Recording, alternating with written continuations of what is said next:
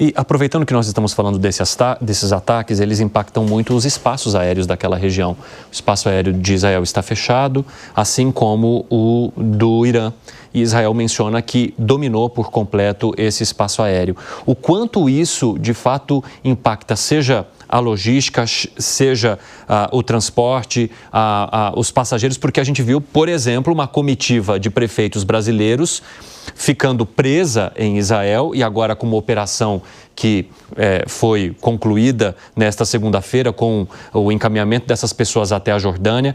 Parte conseguiu deixar o território com voos particulares, parte vai deixar com voos comerciais saindo do Catar. Mas o quanto isso, comandante Farinazzo, impacta não só esses dois estados que estão agora num conflito entre si, mas toda aquela região do Oriente Médio? Pois é, Evandro, o problema ali é que é uma região estratégica para todo mundo, né? Porque os voos, por exemplo, que vão para a Índia, vão para a Arábia Saudita, vão para Dubai, teriam que passar por ali, né? Eu estava conversando com o pessoal que estava operando naquela área e do cockpit do avião você via os mísseis passando a longa distância, mas você vê. Porque não só, na verdade, como Isso, terra... amigos seus que são pilotos hoje de companhias aéreas. Exatamente. Como a Terra é redonda, você vê, embora haja quem discorde...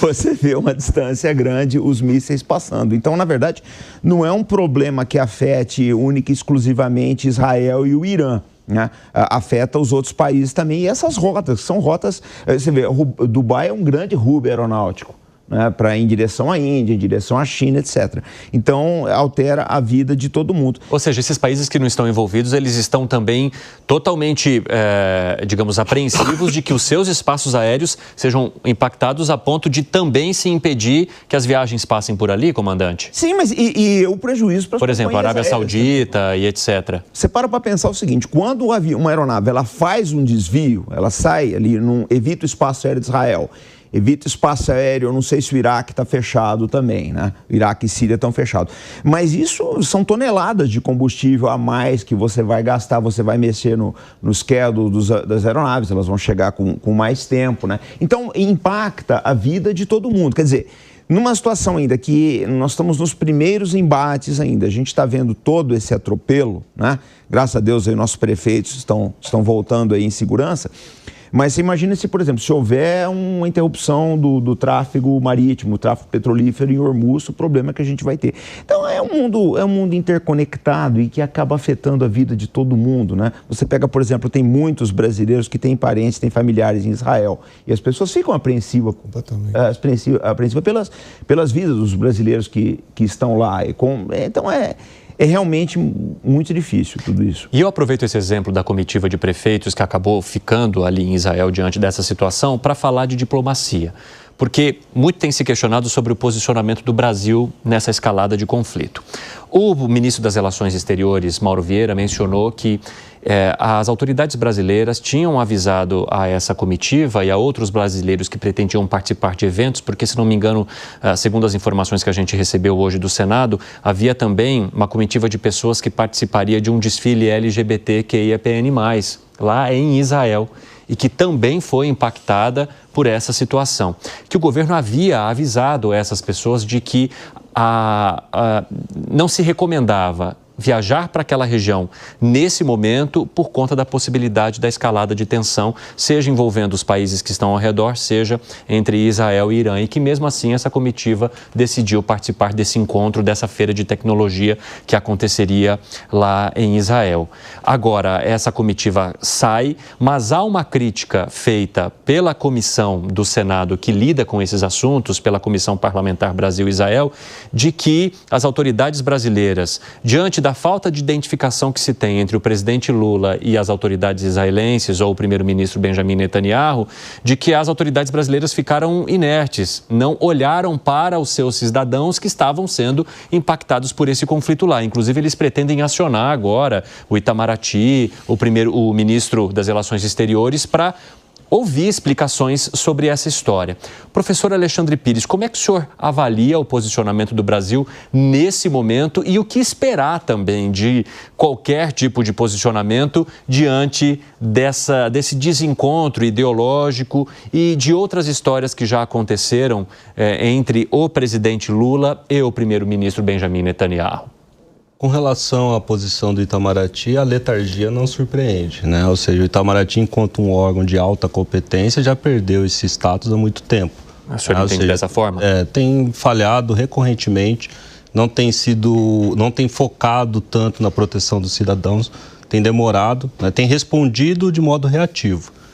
Ou seja, uma situação dessa já tinha uma escalada desenhada, né? Já devia ter um aviso bem claro de não ter nenhum tipo de agenda de brasileiros naquela região. Então, o ministro disse que isso acontecia. Um dos integrantes da comissão do Senado, que é o senador Carlos Viana, com quem eu conversei hoje, menciona que não, que o governo não garantiu ou não tentou impedir de fato que essa comitiva acessasse aquele território. Sim. O que é extremamente preocupante, é como se você envolvesse o Brasil indiretamente. Imagina se uma bomba, um míssil, algo atinge os brasileiros. O Brasil teria que se posicionar e teria um posicionamento talvez muito contrário ao conflito.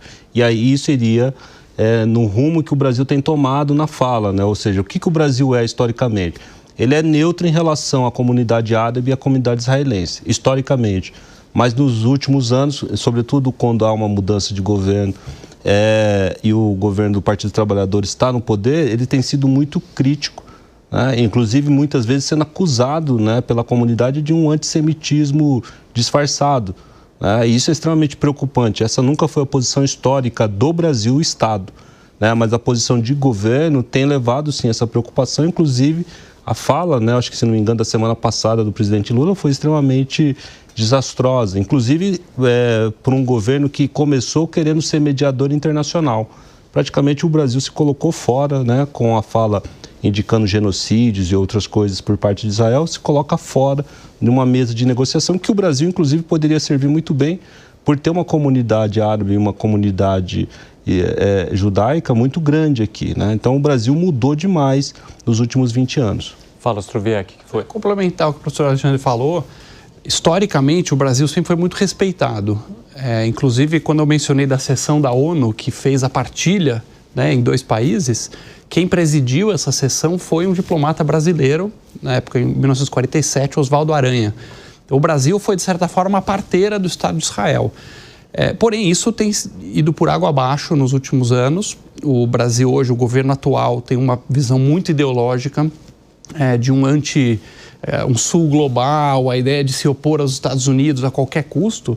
E aí o governo que se diz defensor da democracia, né, a vote pela democracia, etc., está no colo, nos braços de algumas das piores ditaduras do mundo.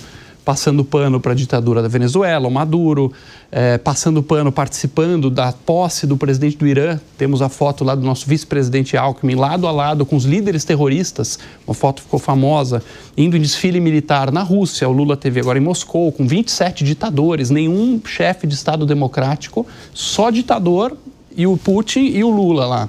E agora, não surpreendentemente, quando o Irã mandou os mísseis em Israel ano passado, uma agressão gratuita contra a população civil, mirando na população civil, em abril, Itamaraty ficou em silêncio.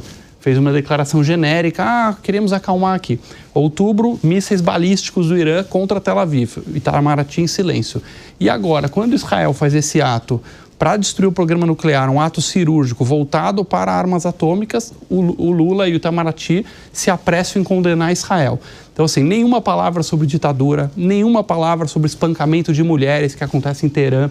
Ano passado, uma menina de 22 anos estava sem o véu. A polícia religiosa do Irã pegou essa menina e espancou. Ela ficou 3 dias no hospital e morreu pelos ferimentos. No ano anterior, uma menina de 13 anos foi espancada até a morte pela polícia da moralidade do Irã. Gays sendo mortos, e esse governo não fala nada sobre isso. Então, 2 pesos, 2 medidas. Eu entendo que é uma vergonha. Como é que o senhor avalia, professor João Estevão? Olha, para a gente analisar a posição de um Estado, particularmente de um país como o Brasil, né, que, vamos lembrar, um país que tem uma certa relevância histórica, não só nas relações com o Oriente Médio, como também em termos de, vamos dizer, pacificador, né, de mediador de conflitos internacionais, isso sempre acontece de um ponto de vista, tem que sempre levar em conta a situação tanto interna quanto externa. Então, em termos externos, né, a gente tem um início de um governo que se busca sendo mediador desse conflito, não somente desse conflito, evidentemente, né, mas também do conflito que se encontra na Rússia, né, entre Rússia e Ucrânia.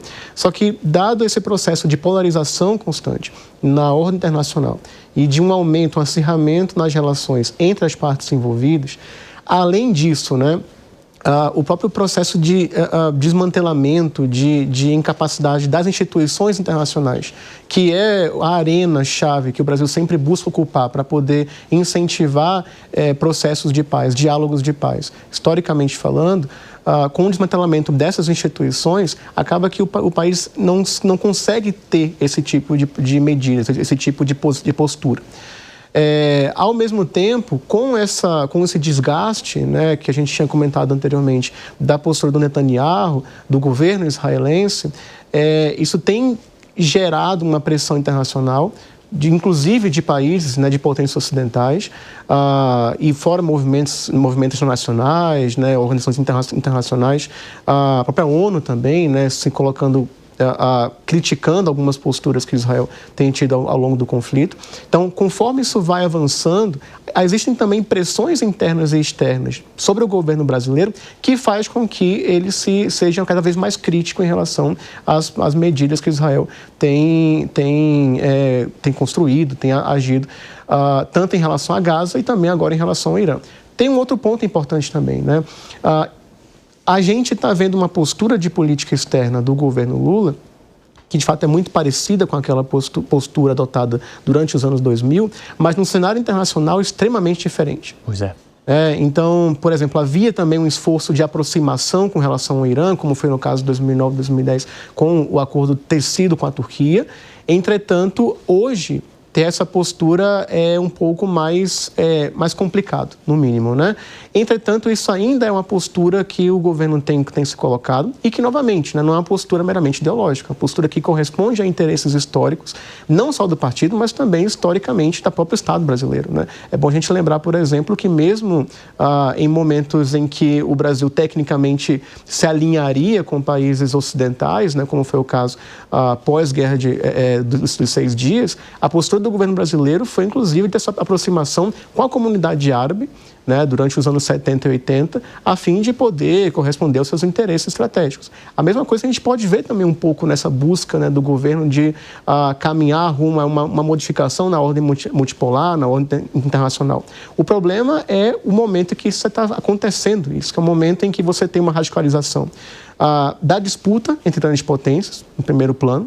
Num segundo plano, na disputa também entre as potências regionais, inclusive no próprio Oriente Médio. E a volta pela busca do protecionismo até em algumas regiões, né? Com certeza. Diferentemente do que se buscava de globalização lá atrás. Com certeza. E também é importante lembrar, né, até 2015 foi colocado sobre o governo Obama, né, que conseguiu tecer um acordo. Até 2015 havia uma tentativa, pelo menos, de se utilizar instituições multilaterais ou os canais multilaterais para se chegar a uma construção de paz. Agora? Isso não acontece mais, né? A própria forma como a proposta brasileira no Conselho de Segurança da ONU foi tratada também pelas grandes potências, né, particularmente os Estados Unidos, mas também outras grandes potências, acaba sendo um reflexo disso. E as inúmeras reuniões que não chegaram a nenhuma resolução.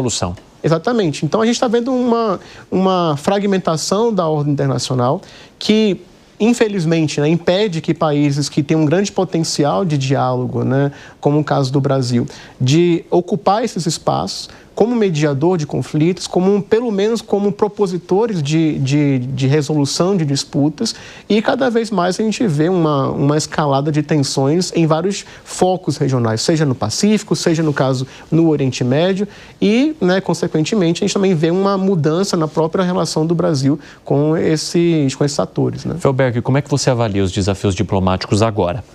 O professor Estevão foi muito feliz, dizendo que a postura do Brasil é praticamente a mesma nos anos 2009, 2010, mas em tempos mais complicados. E tempos mais complicados exigem atenção e cuidados redobrados.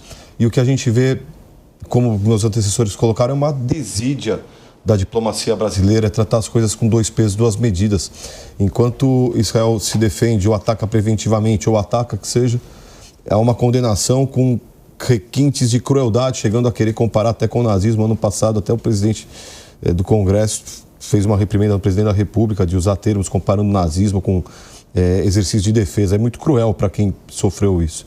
E, de outro lado, o Irã, com todo o armamento que ele vem fazendo e a ameaça que ele representa, exige uma medida. Então, assim, a diplomacia brasileira, no caso, que trata Israel com má vontade, procura também fazer vistas grossas quando comenta os ataques que vêm do outro lado. E o Brasil sempre teve uma tradição democrática, de conciliação, de liderança, o exemplo do Oswaldo Aranha. Então é triste ver o momento atual da diplomacia brasileira, que confirma, infelizmente, aquilo que se diz do Brasil ter sido nos últimos tempos voltou a ser um anão diplomático. O Brasil poderia estar ocupando um protagonismo, poderia estar procurando agir de maneira efetivamente conciliatória, mas essa ideia de ter que atacar os Estados Unidos a qualquer modo e de se alinhar com outros regimes que fogem do democrático, realmente deixa o Brasil numa situação muito delicada do ponto de vista diplomático.